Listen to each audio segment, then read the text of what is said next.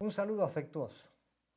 Es un gusto, es un privilegio volver a comunicarnos porque el privilegio es, sobre todas las cosas, que podemos escuchar la palabra de Dios volcando para cada una de nuestras vidas un poco más de toda la riqueza que Dios tiene. Así que es un gusto y un privilegio compartir con ustedes este tiempo. Bien, vamos al tema directamente. Desde que somos niños, oímos con frecuencia en nuestra casa y por parte de nuestros padres, entre otras palabras, una palabra, y es la palabra obediencia. Obediencia. Y no solamente escuchamos la palabra obediencia, escuchamos frases o conceptos. Tienes que obedecer, te corresponde obedecer, nos mandan a hacer una cosa, nos mandan a hacer otra. Siempre el tema de la obediencia está presente. Claro, esto es algo que se repite por generaciones, porque no es solamente en una casa, es en todas las casas y es por generaciones. O sea, esto va pasando de padres a hijos porque la obediencia es una constante en la vida de los seres humanos. ¿Por qué? Nuestros padres y quizá a veces también los abuelos u otras personas insisten con nosotros en el tema de la obediencia. Porque ellos saben que la obediencia es formativa. La obediencia modera la conducta. La obediencia nos prepara para la vida. La obediencia nos enseña a estar sujetos a la autoridad. Y cuando todos de alguna manera salimos de puerta para afuera de la casa, nos encontramos con que tenemos que obedecer leyes de tránsito y tantas otras cosas. Es decir, el tema de la obediencia siempre está presente. Creo, y apartándome un poquito del tema, que todos hemos comprobado lo desagradable que resulta ver a un niño o a veces a un adulto con manifestaciones de desobediencia. La cara le cambia, está enojado, se vuelve caprichoso. Es desagradable, produce cierto rechazo, ¿no? Ver a un niño, aún a un adulto, siendo desobediente. Claro, tenemos que concluir también que la sociedad, el mundo que vivimos, está envuelto en esto de la desobediencia.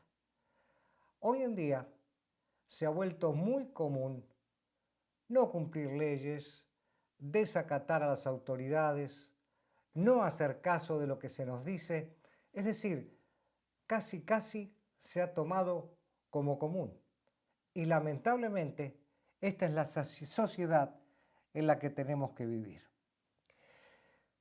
Viendo esto del tema de la obediencia y de la desobediencia, quiero mencionar algo que es importante tomarlo en cuenta. Siempre, en todos los casos, nuestras palabras y nuestras acciones no son inocentes. Siempre van a arrojar un resultado, siempre van a dar un fruto y tenemos que tomar en cuenta. Por eso voy a leer una frase que resume lo que acabo de decir. La desobediencia libera el poder de destruir, de arruinar la vida de una persona y desviarla del propósito de Dios. En cambio, la obediencia libera un poder que construye y es capaz de trascender por generaciones. Está comprobado que así es, porque tanto la obediencia como la desobediencia van a dar un fruto, producen un resultado. De paso, quiero decir que la rebeldía está muy ligada a la desobediencia. Y por supuesto, no es mi tema hablar de la rebeldía, pero cuando alguien es desobediente, hay una ligazón ahí con la rebeldía. Muy bien, cuando vamos a la Biblia, y en el caso del primer libro, Génesis, nos encontramos a Dios hablando de obediencia y desobediencia. Dios crea al hombre varón, primer ser humano en la tierra. Y Dios hace algo y dice algo. Leo este pasaje de la palabra de Dios. Dios el Señor tomó al hombre y lo puso en el jardín del Edén para que lo cultivara y lo cuidara. Y le dio este mandato: puedes comer de todos los árboles del jardín, pero del árbol del conocimiento del bien y del mal no deberás comer. El día que de él comieres, ciertamente morirás. Génesis 2, 15 al 17. Dios le da a Adán el encargo de trabajar, de administrar todo lo que había creado. Y en cuanto a la alimentación, no tenía problema, porque Dios le dijo: Adán, de todos los árboles, del fruto de todos los árboles que hay en el huerto, vas a poder comer. Solamente hay un árbol que no puedes comer de él. Es el árbol del conocimiento del bien y del mal. Dios se adjudicaba ese derecho porque Dios es Dios. No puedes comer del árbol del conocimiento del bien y del mal. Pero agrega algo Dios y le dice: porque si comes de él, el día que comas de él, ciertamente vas a morir. ¡Wow! ¡Qué tremenda sentencia para la vida de Adán! Quiere decir que si Adán comía, iba a liberar un poder destructivo, la muerte. Adán, comiendo del árbol, siendo desobediente a Dios, liberaría el poder de la muerte. Esto es tremendo, ¿verdad?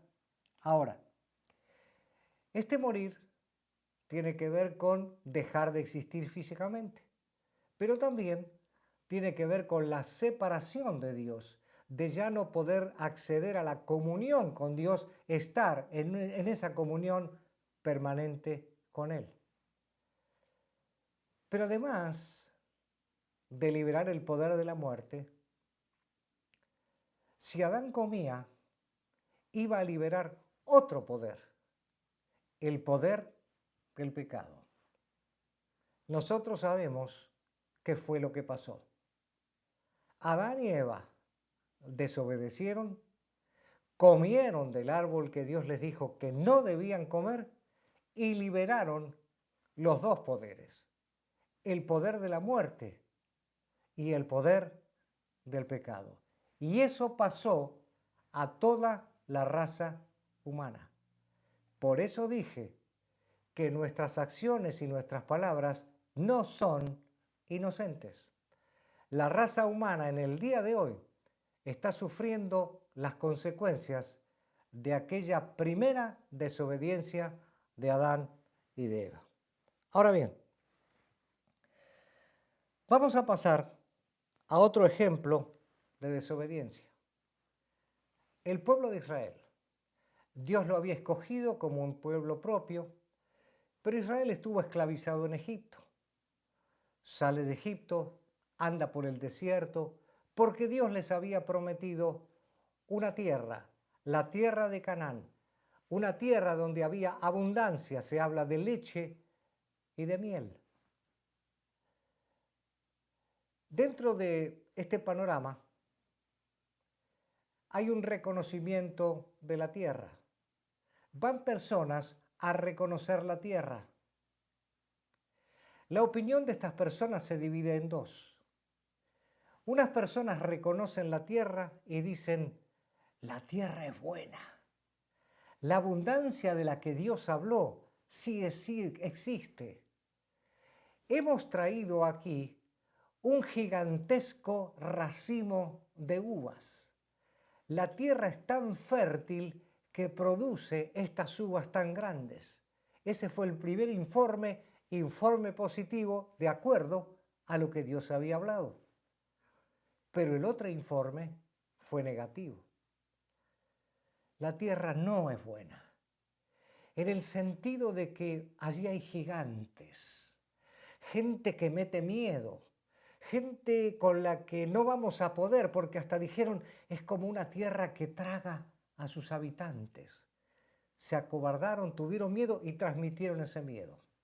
¿Qué pasó con el pueblo de Israel?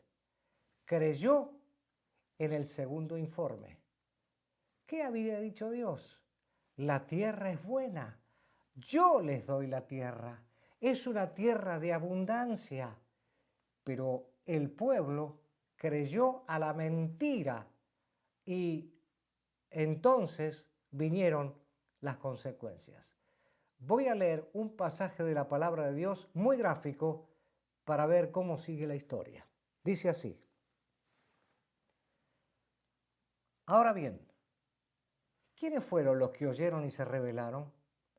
¿No fueron acaso todos los que salieron de Egipto guiados por Moisés? ¿Y con quiénes se enojó Dios durante 40 años? ¿No fue acaso con los que pecaron, los cuales cayeron muertos en el desierto? ¿Y a quiénes juró Dios que jamás entrarían en su reposo, sino a los que desobedecieron? Como podemos ver, no pudieron entrar por causa de su incredulidad. Hebreos 3, 16 a 18. Dios había hablado. La tierra es buena. Ellos creyeron a la mentira. Y Dios dijo, oyeron, pero se rebelaron. Oyeron, pero fueron desobedientes a lo que yo dije. Entonces, ¿qué es lo que hace Dios? Durante 40 años, una generación, fueron muriendo padres, gente mayor de 20 años, es decir, de 20 años para arriba, Dios determinó que por 40 años fueran muriendo. No heredarían la tierra. Los niños, los que quedaban, ellos sí podían entrar a la tierra y heredarla. Ahora, cuando vemos esto, vemos la definición de este pasaje que dice, como podemos ver, no pudieron entrar por causa de su incredulidad. Asociación destructiva, incredulidad y desobediencia. Una generación murió por incrédula. Pregunto,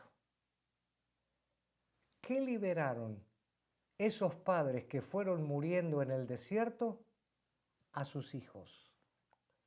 Un mal ejemplo. Eso fue lo que liberaron en sus hijos. Desacreditar a Dios y poner en duda lo que Él había dicho. Así que nos damos cuenta de lo grave que fue para esa generación desobedecer a Dios por incredulidad. Asociación destructiva. La incredulidad nos va a llevar a la desobediencia. Vamos a otro ejemplo, también registrado en el Antiguo Testamento. Dios había decidido destruir las ciudades de Sodoma y de Gomorra por su excesivo pecado, por su excesiva corrupción, porque estaban totalmente perdidos en su maldad y en ese pecado. Y Dios decide exterminar a ambas ciudades. Y para hacer un poquito más claro y más amplio el panorama de por qué cae el juicio de Dios de esta manera, necesito leer un pasaje muy gráfico. Leo la palabra de Dios. Tu hermana Sodoma y sus aldeas pecaron de soberbia, gula, apatía e indiferencia hacia el pobre y el indigente. Se creían superiores a otras y en mi presencia se entregaron a prácticas repugnantes. Por eso, tal como has visto, las he destruido. Ezequiel 16, 49 y 50. Quiero hacer una aclaración. El versículo 49 comienza diciendo, tu hermana Sodoma. ¿Por qué Dios dice esto? Porque el capítulo 16 y el versículo 1, Dios le habla a Jerusalén. Comienza por Jerusalén señalándole los males de Jerusalén. Pero luego cataloga a todas las siguientes ciudades de hermanas de Jerusalén. Por eso le dice a Sodoma, tu hermana Sodoma, es como si le estuviera hablando a Jerusalén. Y relata aquí por qué Dios va a establecer juicio contra Sodoma. Y le dice, porque pecaste de soberbia, orgullo, vanidad, pararse sobre sí mismo, jerarquizándose. Pero también pecaste de gula. La gula es exceso en comer y beber. Ellos eran muy adictos a todas las fiestas. Pero además, no ayudaban al pobre. Fueron apáticos, fueron indiferentes con la gente que necesitaba ayuda. Pero hay algo que es muy grave y terrible. Se creían superiores a otras ciudades y en mi presencia se entregaron a prácticas repugnantes y por eso las he destruido. Cuando uno investiga un poquito de qué se tratan estas prácticas repugnantes, entre otros, el pecado era la homosexualidad. Es más, la palabra Sodoma, cuando uno va al diccionario de la lengua española, se encuentra con un derivado de la palabra Sodoma y es sodomía. Y sodomía está definida como la práctica de la homosexualidad. Así que Sodoma era figura, era representación de la homosexualidad. Esto ustedes lo pueden ver en cualquier diccionario de la lengua española. Por eso Dios decidió destruir a las ciudades de Sodoma y Gomorra, porque ya no tenían retorno, ya no tenían capacidad de arrepentimiento. Ahora bien, un hombre llamado Lot, que era sobrino de Abraham, vivía en Sodoma. Lot era rico, era un hombre próspero, tenía vacas, tenía ovejas, tenía sirvientes y él vivía muy bien conjuntamente con su familia. Además, Sodoma era una tierra fértil. Cuando se sembraba, se cosechaba en abundancia. Dios envía ángeles para avisarle a Lot de la destrucción de Sodoma y de Gomorra. Y vamos a ver en un pasaje de la palabra de Dios claramente cuál es el mensaje a través de estos ángeles. Cuando ya los habían sacado de la ciudad, a Lot y a su familia, ¿no? Uno de los ángeles le dijo, escápate, no mires hacia atrás, ni te detengas en ninguna parte del valle, huye hacia las montañas, no sea que perezcas. Génesis 19, 17. La instrucción del ángel de parte de Dios para Lot y su familia era muy clara. Primero, no mires hacia atrás. Segundo, no te detengas en ninguna parte, en ninguna ciudad. Tercero, huye hacia las montañas. A ver, ¿qué era lo que les correspondía hacer a Lot y a su familia? Obedecer las instrucciones. ¿Por qué? Porque el castigo sobre Sodoma y Gomorra estaba a la puerta. Era urgente que se fueran. Ahora bien, sigamos el proceso de lo que pasa con Lot y su familia una vez que los ángeles le dicen esto y le dan estas instrucciones. Leo la palabra de Dios. Lot llegó a Zoar cuando estaba amaneciendo. Entonces el Señor hizo que cayera del cielo una lluvia de fuego y azufre sobre Sodoma y Gomorra. Así destruyó a esas ciudades y a todos sus habitantes, junto con toda la llanura y la vegetación del suelo. Pero la esposa de Lot miró hacia atrás y se quedó convertida en estatua de sal. Génesis 19, 23 y 26. Lot y su familia habían llegado a Zoar. Allí estaban seguros. Allí no iban a tener ningún problema. Pero ¿qué fue lo que sucedió? Una vez que llegaron a Zoar, dice la Biblia muy puntualmente, la mujer de Lot miró hacia atrás. ¿Qué miró hacia atrás?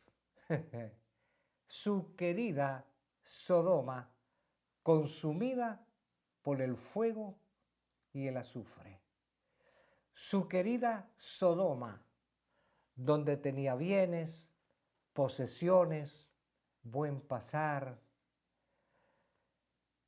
Qué terrible habrá sido para el corazón de esta mujer ver a Sodoma y Gomorra destruida, pero por lo que había dejado. Ahora bien, Dios les había dicho, no miren hacia atrás. ¿Cuál fue el resultado de ese mirar hacia atrás de la mujer de Lot? Quedó convertida en una estatua de sal. La estatua de sal es un mensaje. La estatua de sal nos dice que hay amores equivocados. Y la mujer de Lot tenía un amor equivocado, porque añoraba algo que Dios había destruido. Amores equivocados. Pero además, cuando vemos una estatua, es algo para observar, pero no tiene vida. Nos puede gustar o no, pero no hay vida. Puede haber un recuerdo, pero no hay vida. La estatua para mí es que allí murió un propósito de vida. La mujer de Lot no tenía por qué morir. Dios había previsto el medio para salvarla, pero ella decidió por amores equivocados acabar con el propósito de Dios para su vida. Qué terrible cuando apreciamos y vemos este tipo de cosas, para tomar ejemplo de aquellas cosas que cuando no le agradan a Dios, nosotros no tenemos ni que quererlas ni que añorarlas. Ahora voy a contar un ejemplo personal, es decir, algo que me pasó a mí relacionado con esto de la obediencia y de la desobediencia. Hace años, estando todavía con mi esposa Estela en la función pastoral, terminó una reunión y como siempre sucede, uno saluda a los hermanos nos comentan alguna cosa, piden algún consejo. Vino un hermano a saludarme muy contento, estaba feliz. Este hermano estaba casado, tenía 2 hijos y me dice, Daniel, estoy muy contento. Ah, sí, ¿por qué?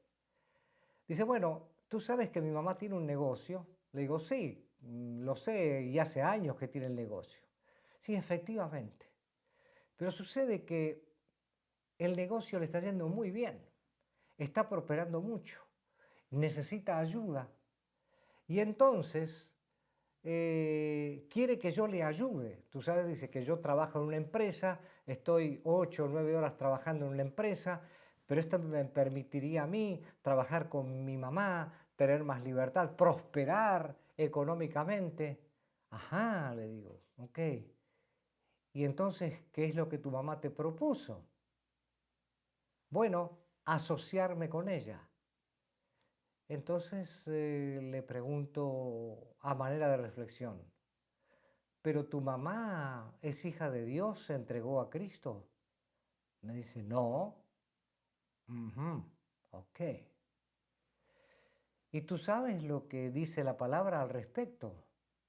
Allí en 2 Corintios capítulo 6 dice, no se unan en yugo desigual con los incrédulos o con los infieles, porque ¿qué comunión tiene la luz con las tinieblas o la justicia con la injusticia?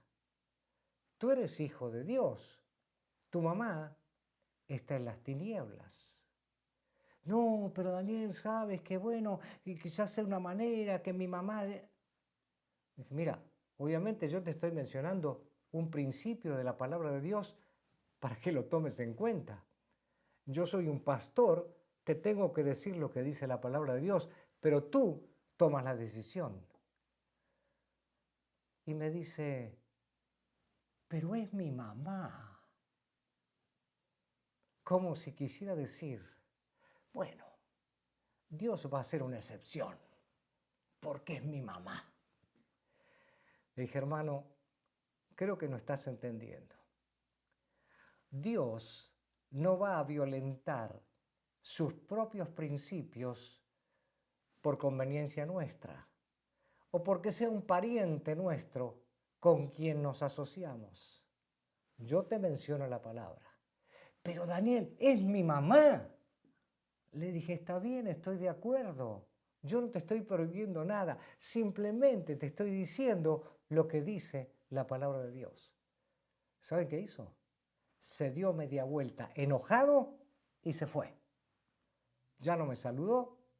Y bueno, a partir de ahí, cuando llegaba a la reunión, me saludaba casi de lejos, sí me saludaba,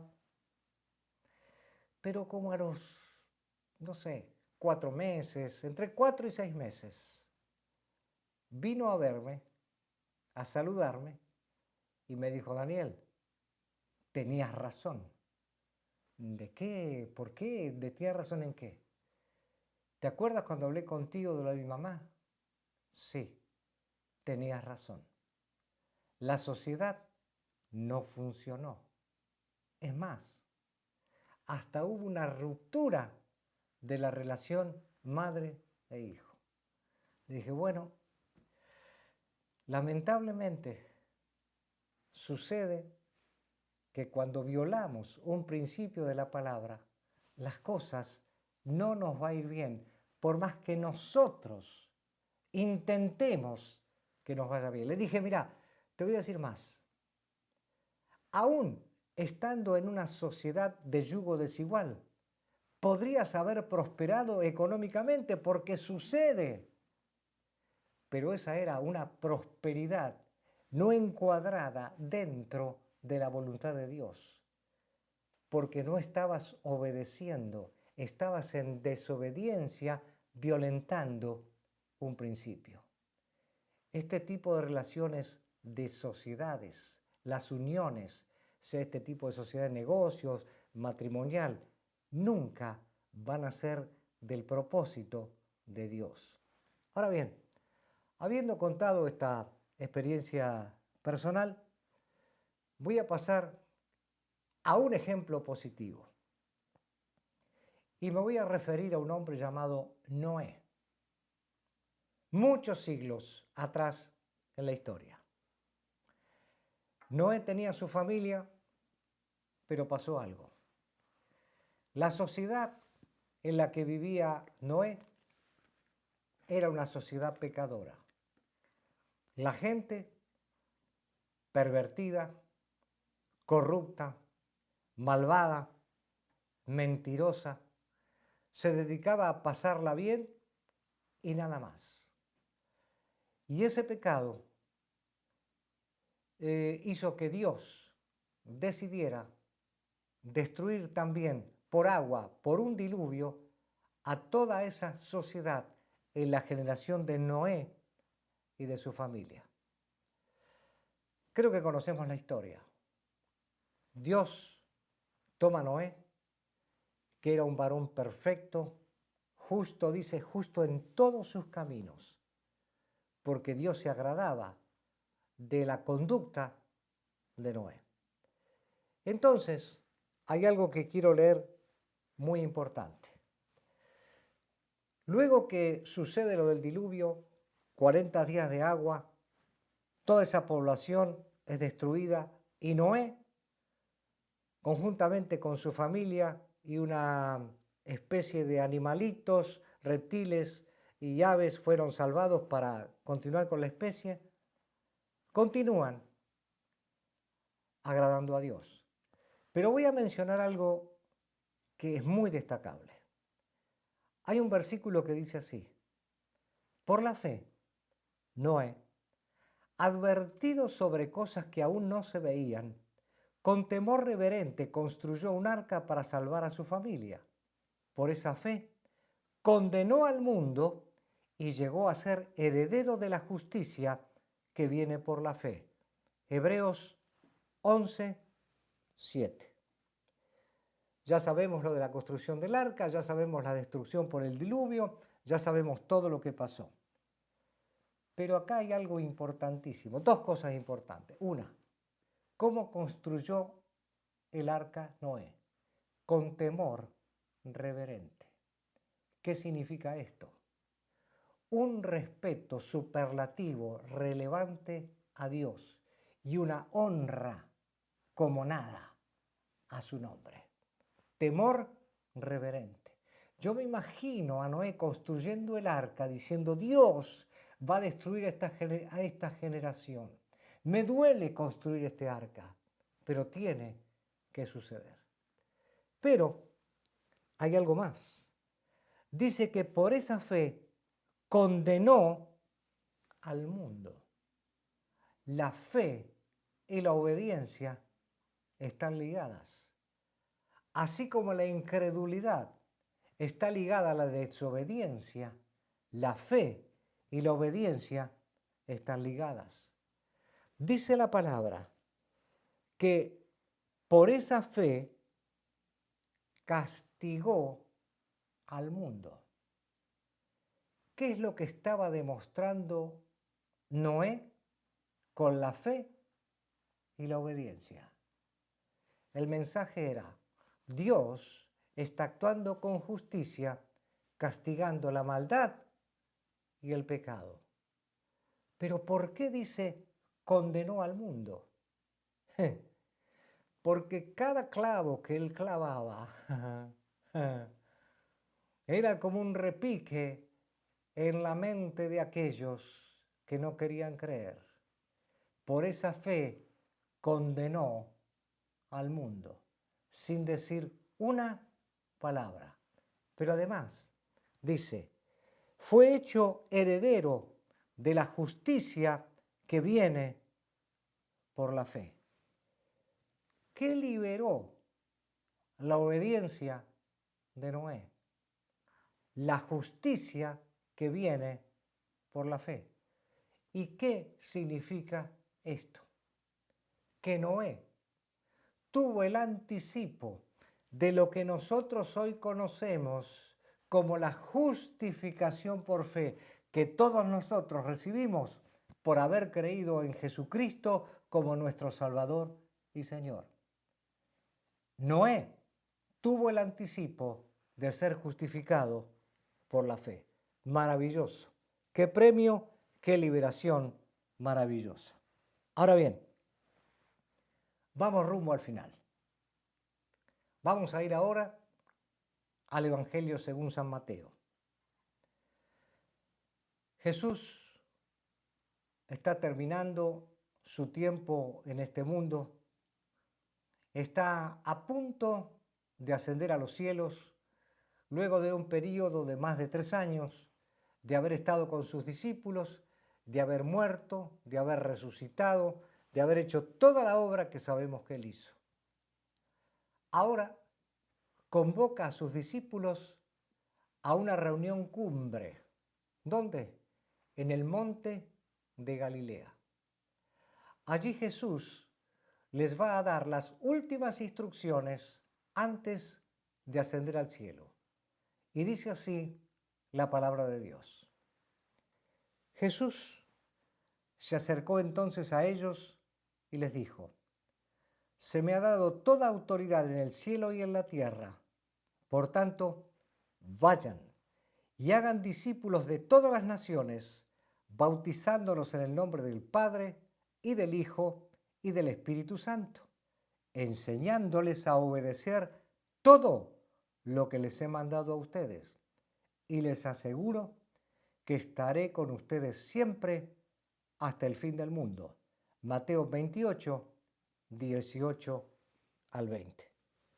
Todos conocemos perfectamente bien esta orden de Jesús, que se extiende hasta la iglesia del siglo XXI. Hasta hoy en día nosotros tenemos la misión que Jesús dejó en aquella montaña de Galilea a sus primeros discípulos. Vayan, prediquen el Evangelio, hagan discípulos de todas las naciones, bautícenlos en el nombre del Padre, del Hijo y del Espíritu Santo, pero hay algo que me llamó la atención y quiero resaltar. Él les dijo a esos discípulos: enséñenles a obedecer. Así que todo aquel que se entrega a Cristo, convirtiéndose en discípulo suyo, otro que ya es discípulo tiene que tomarlo para enseñarle a obedecer. Esto es profundo, esto es relevante. ¿A obedecer qué? Jesús se los dijo: enséñenles todo lo que yo les he mandado a ustedes. Y esto es tan relevante que quiero decir algunas cosas que tienen que ver con aquellos que ya somos discípulos del Señor desde hace muchos años, aquellos que se están agregando y aquellos que vendrán. Cuando una persona viene a Cristo, antes de conocer a Cristo, viene de voluntades equivocadas, obediencias equivocadas, caminos torcidos, con un corazón que no ama a Dios, pero cuando se arrepiente y cree, es hecho hijo de Dios, discípulo de Jesucristo a partir del instante en que cree. Entonces, a partir de ese momento, a ese discípulo hay que enseñarle a obedecer. A obedecer todo lo que está en la palabra, los principios de la palabra. Hay que enseñarle a ese discípulo que ahora hay una transferencia de lealtades. Antes su voluntad estaba dada y entregada a otras personas y a otras cosas. Ahora su voluntad, su obediencia están entregadas a Jesucristo. ¿Por qué? Porque Él entregó su vida a Cristo. Esto hay que enseñárselo a los nuevos discípulos que se agregan a la iglesia de Jesucristo. Esa persona tiene que saber que ha renunciado a su estilo de vida. No puede continuar añorando las cosas del pasado. tiene que haber renunciado a las cosas del pasado porque ahora tiene una nueva naturaleza acorde a los mandatos de Jesús, calificado para obedecer lo que la palabra le está pidiendo. Pero hay más. Quien le va a enseñar a obedecer tiene que haber obedecido antes. Es decir, el discípulo que va a enseñar a obedecer a otro discípulo tiene que haber obedecido y tiene que estar obedeciendo. Es decir, debe ser un ejemplo. No puede solamente trasladar versículos bíblicos o pasajes de la palabra. Su vida de obediencia va a ser una experiencia formativa para el nuevo discípulo de Jesucristo. Esto es algo que como iglesia de Jesucristo es un privilegio y tenemos que meditar porque si no lo estamos haciendo es hora de que empecemos a descubrir el secreto que tiene esto de enseñar a obedecer todo lo que el Señor ha mandado. Cuando estaba viendo esto, llegué a una deducción.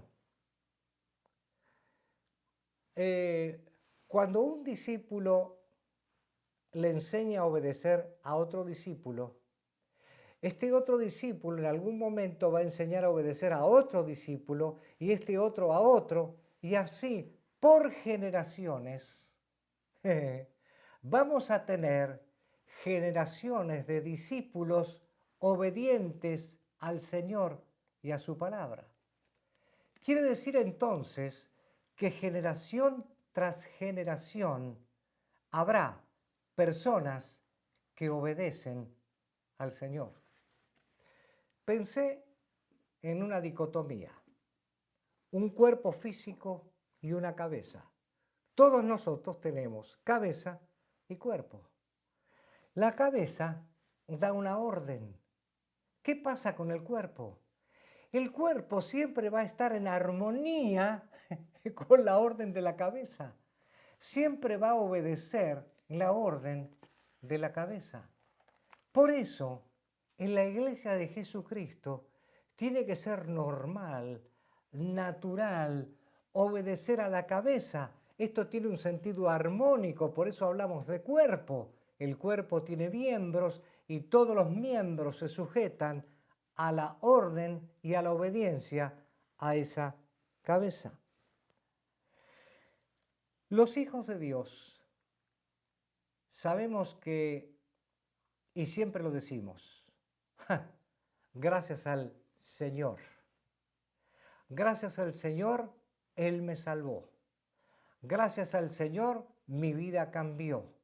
Gracias al Señor, y la palabra Señor la decimos muchas veces durante el día, en la congregación cantamos, le cantamos al Señor y la palabra Señor está presente. En el mundo que vivimos, la palabra Señor tiene una connotación de respeto hacia una persona, generalmente es una persona quizá mayor, y saludamos a alguien que no conocemos y le decimos, mucho gusto, Señor. Me da gusto conocerlo. Y eso está bien, es ética, es educación, es respeto. Pero cuando los hijos de Dios hablamos de Señor, la cosa cambia. ¿Por qué? Porque la palabra Señor, en hebreo Adón, en griego Kyrios, significa lo siguiente: Señor, amo, dueño absoluto, el que gobierna, quien tiene la autoridad, el que tiene la posesión del poder. Entonces, si Kyrios es el Señor, es nuestro amo. Es el que gobierna nuestra vida, la vida de la iglesia. Es quien tiene la posesión, y de hecho fuimos comprados, no nos pertenecemos. Así que este Kyrios la iglesia tiene que tomarlo en cuenta. Quiero resumir en una frase esto que estoy diciendo. La obediencia de la iglesia al Señor siempre le dará un ejemplo al mundo de lo que es verdadera obediencia. Ahora bien,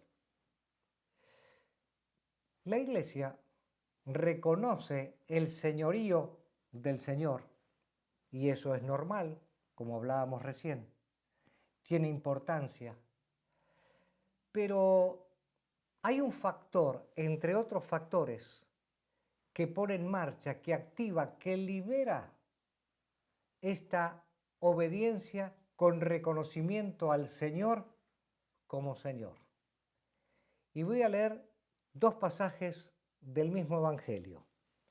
Un versículo dice así: si ustedes me aman, obedecerán mis mandamientos.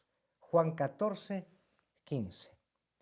Jesús le está hablando a sus discípulos y les dice: si ustedes me aman, van a obedecer mis mandamientos. Esto es como 2 más 2, 4. Si ustedes me aman, es normal, es natural que el resultado lógico sea que me obedezcan. No puede haber diferencia entre el amor y la obediencia. Si ustedes me aman, me van a obedecer. Pero siguió Jesús hablando y dice así: ¿quién es el que me ama? El que hace suyos mis mandamientos y los obedece. Y al que me ama, mi Padre lo amará, y yo también lo amaré y me manifestaré a él. Juan 14, 21. Jesús comienza con una pregunta: ¿quién es el que me ama? Para hacer pensar. Pero enseguida es como que él responde a la reflexión y dice: el que hace suyos mis mandamientos. Esto no es alguien que los ve escritos y los cumple. Esto es el que encarnó el mandamiento, el que encarnó mi palabra, el que la tiene adentro para saber mi propósito y mi voluntad, el que hace suyos mis mandamientos. Eso es una demostración para mí de quien me ama.